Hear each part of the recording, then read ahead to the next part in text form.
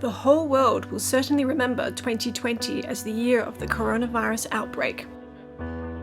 It increased pressure on already fragile health systems and seriously complicated humanitarian response.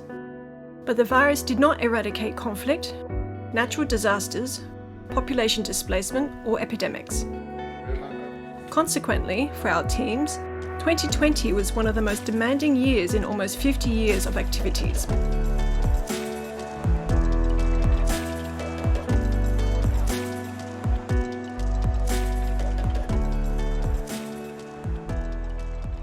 While COVID-19 didn't affect all countries equally, it did force all medical teams to adapt to the new health context. As we do all over the world, at the beginning of the crisis, we worked to fill gaps in the provision of care. Monitoring the evolution of pandemic hotspots, we adopted a variety of intervention models: hospitalization and isolation of critically ill patients, home care of patients to monitor confirmed cases, and testing. In all our interventions, health promotion activities have been a key component of our response to COVID-19. In late April, as the number of cases shot up in Yemen, an MSF team renovated a former cancer treatment centre in Aden to open the city's only COVID-19 unit. In less than a month, 228 patients were admitted and 99 died. The arrival of the COVID-19 here has posed yet a new challenge to a health system that is devastated by the ongoing conflict. Essential life-saving programs such as mother and child care, nutrition, trauma, or routine vaccinations should not be stopped or be deprioritized because of the response to the COVID. COVID-19 restrictions forced us to temporarily suspend several of our missions.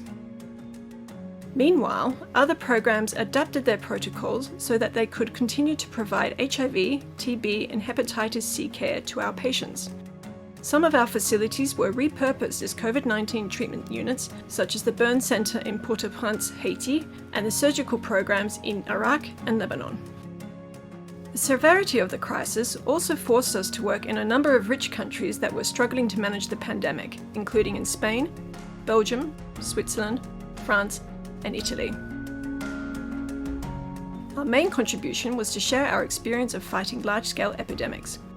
Our teams focused on the most vulnerable members of society, older people, the homeless and migrants, who are more susceptible to the virus and are generally less well cared for. The pandemic hit care homes for the elderly particularly hard.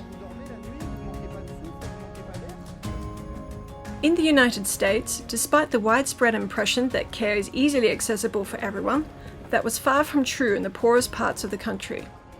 COVID-19 exacerbated the situation and people were afraid to leave their homes to seek medical treatment. Among other activities, MSF worked with associations in Puerto Rico to set up a system to assist marginalized people.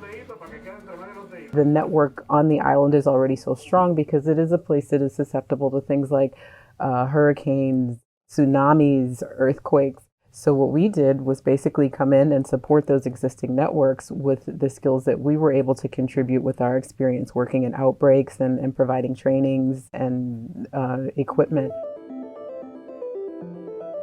As well as providing medical care, we called for greater solidarity between high and low-income countries regarding access to medicines and personal protective equipment.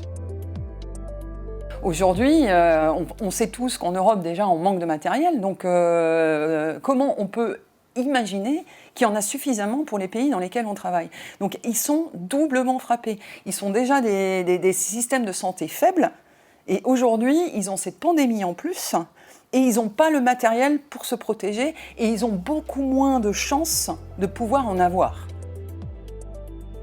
MSF's Access campaign has also played a key role, urging pharmaceutical companies not to profit from the pandemic and calling into question the patent system, particularly for vaccines.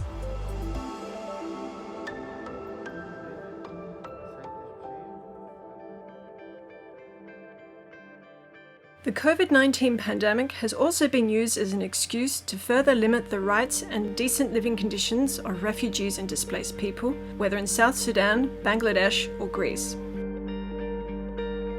On the Greek island of Lesbos, 15,000 refugees are living in cramped conditions in a camp in Moria. Combined with overcrowding, poor hygiene conditions make the camp fertile ground for the rapid spread of COVID-19. MSF teams opened an isolation centre there in May. It was closed by the Greek authorities less than 3 months later on the pretext that it violated the island's town planning regulations. The authorities imposed a lockdown on camp residents that increased tension in Moria. One night in September, a number of fires broke out and ravaged the camp. Since then, nothing has been done to improve the living conditions of people who can no longer cope with the situation.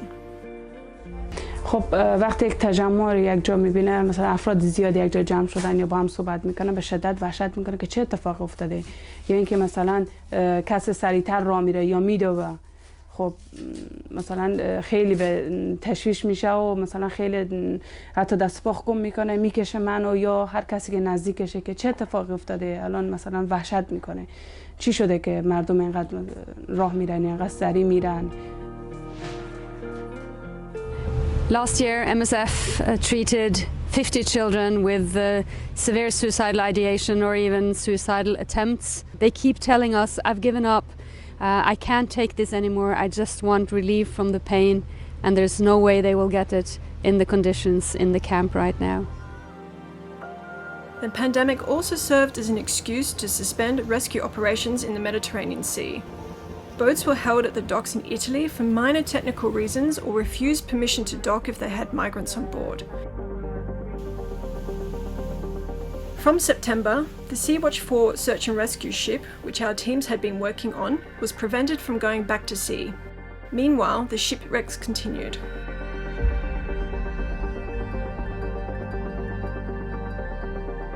In 2020, despite the obvious need to fight the COVID-19 pandemic, we continued to respond to other emergencies, particularly in conflict zones. Throughout the year, the Sahel was the scene of violent clashes. In Burkina Faso, Mali, and Niger, this violence prompted massive population displacement. We did our best to meet the growing humanitarian needs in the region.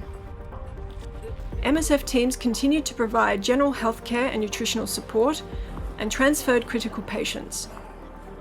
They also organised distributions of essential supplies and drinking water.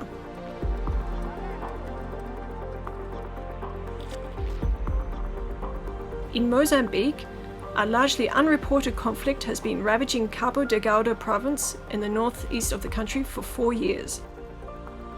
To date, it has led to 670,000 people being displaced from their homes. Wakati wanikilala mwapa wale mashababu wakati wakija ukaya wakirudi wakija watifula hata mpaka mwapa omi mwenyewe wemi wawai kunikola tisije kufwa pia na ndi tempo apatile kutira na nkawangu ile. All of these people here, they have suffered very traumatic experiences coming from armed conflict. They have lost their relatives, their loved ones.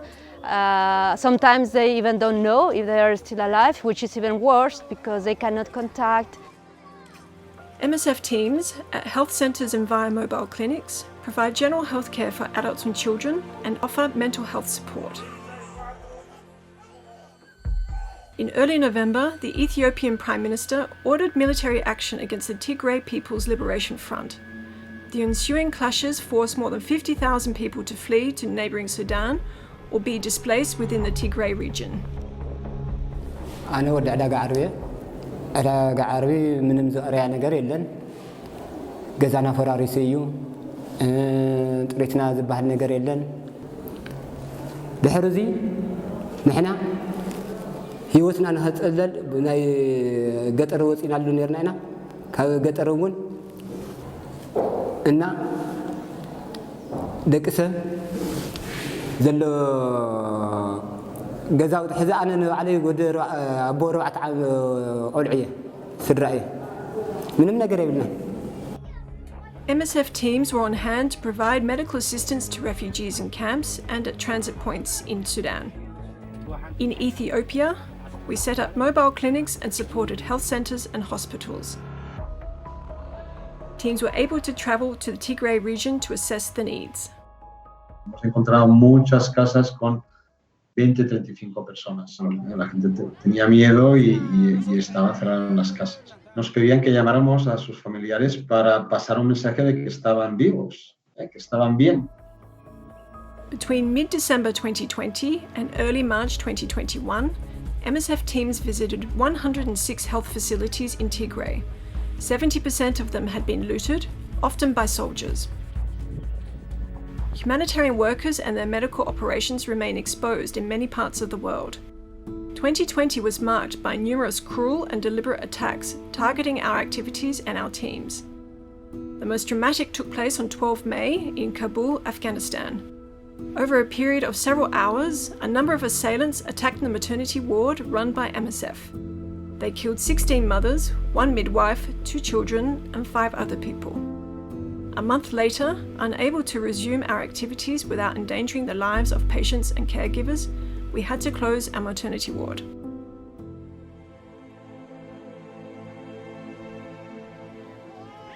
In many of the countries where we operate, responding to diseases like malaria and malnutrition remained priorities.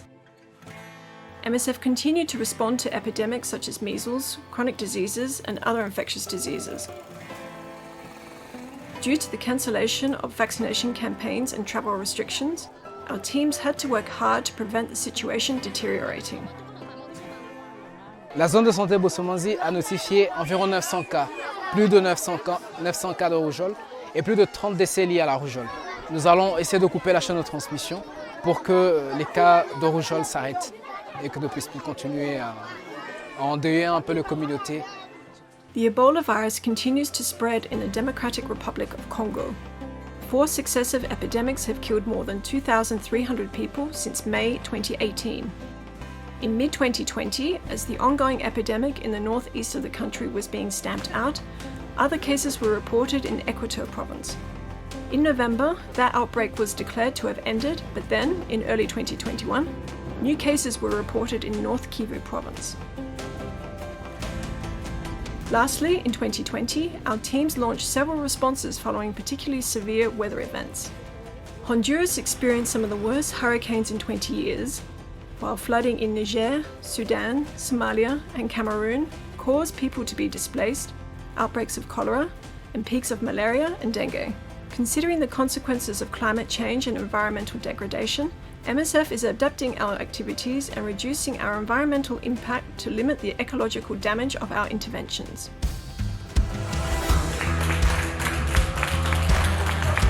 Today, we are still dealing with the pandemic and the emergency on the Sudanese border. Conflicts and crises are ongoing in many parts of the world where we work. More than ever, we remain committed and determined to keep supporting those who most need our assistance.